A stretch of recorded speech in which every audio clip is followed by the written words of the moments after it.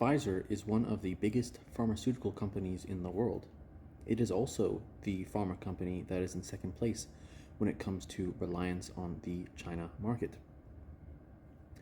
However, they did recently say that only 2% of the chemicals that they need to make their products in the United States, which is where most of their manufacturing happens, needs to be imported from China.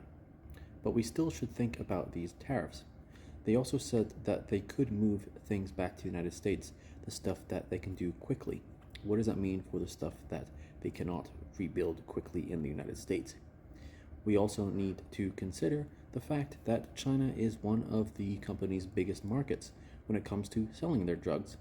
And they also have many places in China that do research, which also contributes to the drugs that Americans and Chinese use.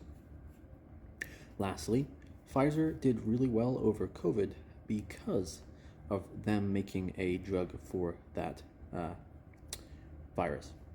But after COVID happened, the virus was not really as much a big a deal as it was in 2020 to 2021, and their stock has not really done so well since. If this trade war gets worse, what will this mean for Pfizer? What will this mean for the drugs that humans rely on?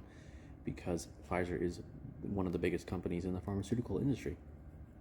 And finally, considering the role that they played in the COVID pandemic in saving many lives, if another pandemic happened in the future and US-China relations continue to get worse, what would that mean?